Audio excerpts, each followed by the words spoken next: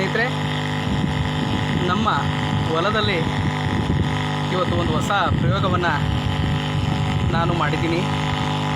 ಇಲ್ಲಿ ಏನು ಅಂತ ಅಂದರೆ, ಇಲ್ಲಿ ನೀವು ನೋಡ್ದಂಗೆ ನಾನು ನನ್ನ ಡ್ರಿಪ್ ಲೈನ್ಗೆ ವೆಂಚುರಿಯನ್ನು ಅಳವಡಿಸಿಲ್ಲ.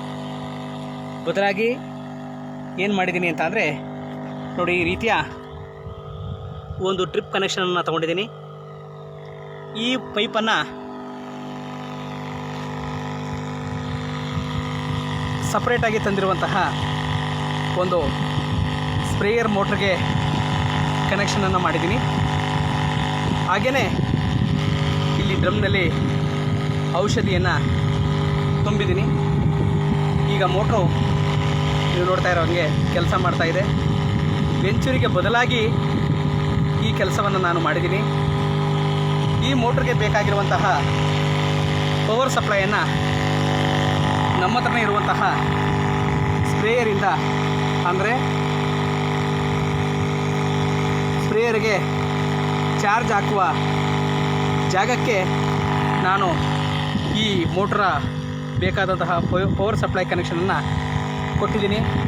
ಅತ್ಯಂತ ಉತ್ಕೃಷ್ಟವಾಗಿ ಇದು ಕೆಲಸವನ್ನು ಮಾಡ್ತಾಯಿದೆ.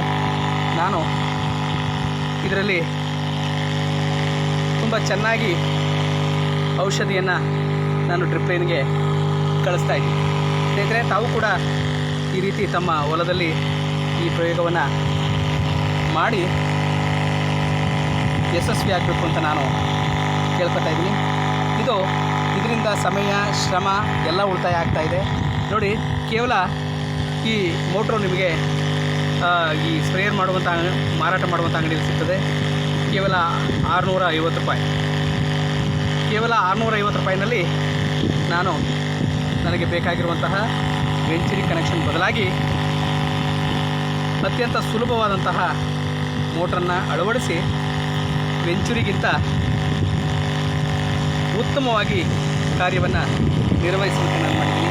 ಯಾವುದೇ ರೀತಿಯಾದಂಥ ಮೆಡಿಸಿನ್ ವೇಸ್ಟ್ ಆಗಲಿ ಏನಾಗಲಿ ಆಗ್ತಾಯಿಲ್ಲ.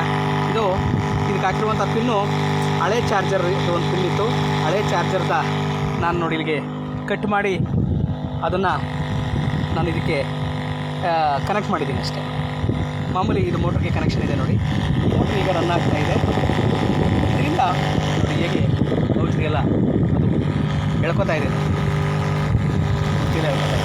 ಎಲ್ಲೂ ಕೂಡ ಒಂದೇ ಒಂದು ತೊಟ್ಟು ಔಷಧಿ ವೇಸ್ಟ್ ಆಗದೆ ಇರೋದನ್ನು ತಾವು ಗಮನಿಸ್ಬೋದು. ಸ್ನೇಹಿತರೆ, ಈ ರೀತಿ ಪ್ರಯೋಗವನ್ನು ತಾವು ಕೂಡ ಮಾಡಿ